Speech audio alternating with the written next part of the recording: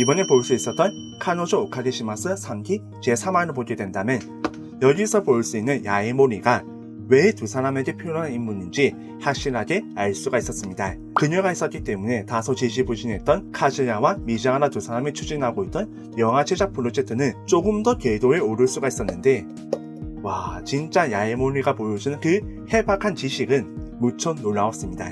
크라우드 펀딩이라는 것은 누구나 쉽게 할 수 있지만 누구나 성공할 수 없는 그런 펀딩입니다.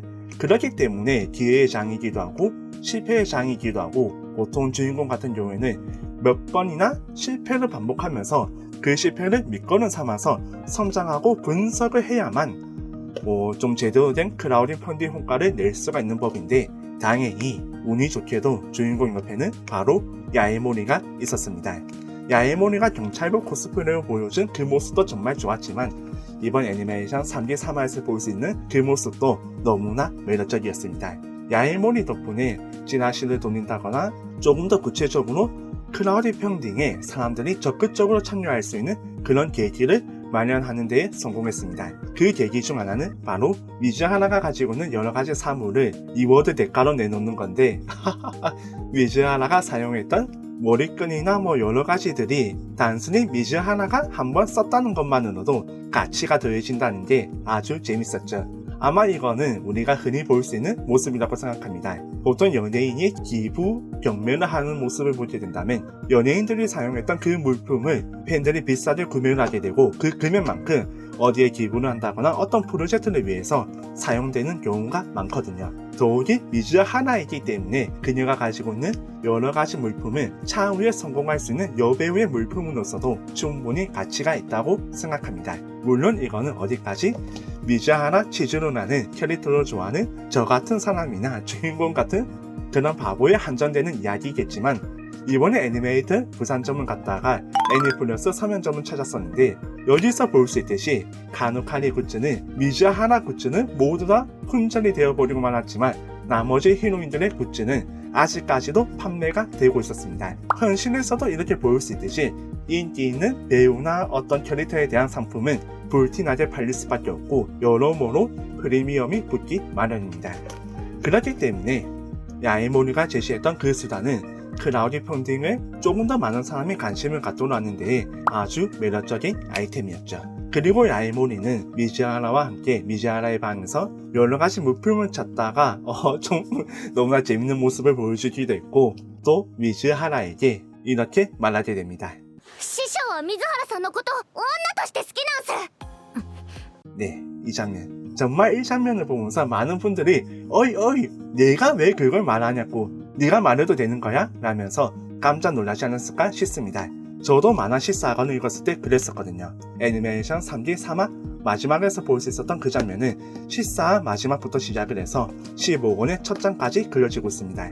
야에모리가 직접 주인공이 여자로서 미즈하나상을 스키데스 라고 말하게 되면서 미즈하나는 살짝 당황했지만 또 덤덤하게 절대 그렇지 않아, 그는 렌카노에게 진심이 될 만큼 바보는 아니야 라고 말하면서 그 이야기를 부정하지만 사실 미즈하나도 어느 정도 주인공이 자신에게 품고 있는 호감에 대해서 알고 있었고 자신 또한 주인공에게 어느 정도 호감을 품고 있다는 걸 알고 있었습니다. 하지만 그 감정에 아직까지 확신이 없었고 큰 감정이 아직까진 되지 않았기 때문에 미즈하나와 주인공 두 사람은 다소 답답한 관계를 이어가고 있었죠. 그거는 15권에서만이 아니라 여기서 볼 수 있는 가장 최근에 발매된 만화 카누카리 31권에서도 마찬가지입니다.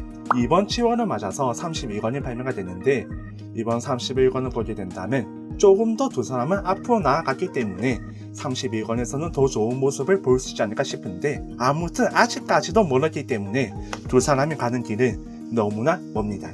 하지만 야에모리가 한번 이렇게 쭉 찌르는 것을 통해서 미즈하나와 카즈야 두 사람은 자신이 품고 있는 마음만이 아니라 상대방이 자신에게 품고 있는 마음에 대해서도 충분히 생각해 볼 수 있는 계기를 갖게 됩니다. 그리고 이 마음은 차차 조금씩 커지면서 서로에 대해서 뭔가 좀 그런 확신을 얻었을 때 그 마음을 전하는 모습을 볼 수 있지 않을까 싶은데, 아쉽게도 31권에서는 아직까지 볼 수가 없었다는 것.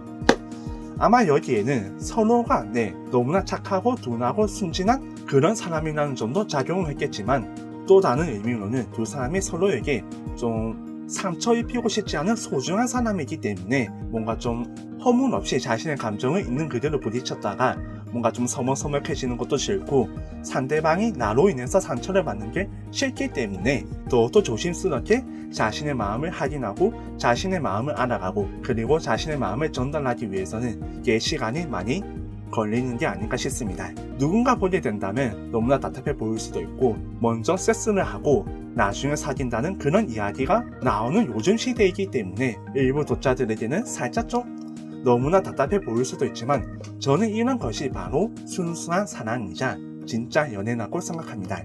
상대방이 소중하기 때문에 그만큼 자신이 상대방에게 품은 마음에 대해서 더 조심할 수밖에 없고 소중하기 때문에 더 접근이 어려울 수밖에 없는 거죠. 과연 미즈하라와 카즈야 두 사람은 어떻게 될까요? 그거는 다음 이야기를 지켜보시기 바랍니다. 현재 만화는 31권까지 정식 발매되어 있고 앞서 말씀드렸다시피 오늘 7월을 맞아서 32권이 발매가 되기 때문에 저는 이렇게 주문을 해놓았습니다. 어쨌든 미즈하라는 귀여웠다 라는 말씀을 드리면서 오늘 이야기는 마치도록 하겠습니다. 스미짱도 이번 3기 3화에서 모습을 볼 수가 있었는데 그 모습도 정말 최강이었습니다. 와, 스미 사이코. 뭐 저는 미즈하라가 가장 좋지만 오늘은 여기까지.